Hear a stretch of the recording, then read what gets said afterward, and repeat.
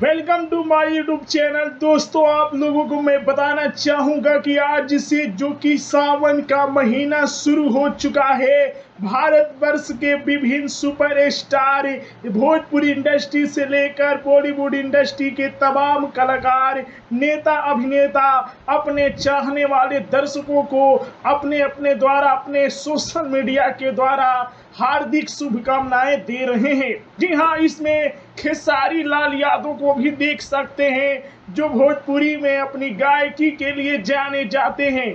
इन्होंने भी अपने फैन के बीच भोलेनाथ के साथ एक फोटो खींचकर शेयर किए हुए हैं और अपने दर्शकों को, अपने चाहने वाले को जो कि सावन की बधाई दे रहे हैं।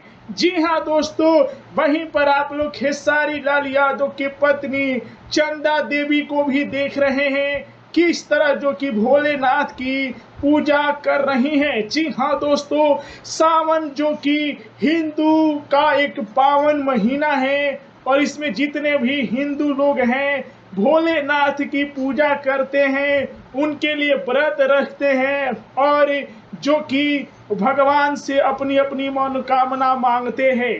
तो खेसारी लाल यादव और उनकी पत्नी के आप लोग फोटो देखें, कैसा लगा? आप लोग भी यदि खेसारी लाल यादव को बधाई देना चाहते हैं तो कमेंट बॉक्स में हर हर महादेव लिख सकते हैं। जय हिंद दोस्तों।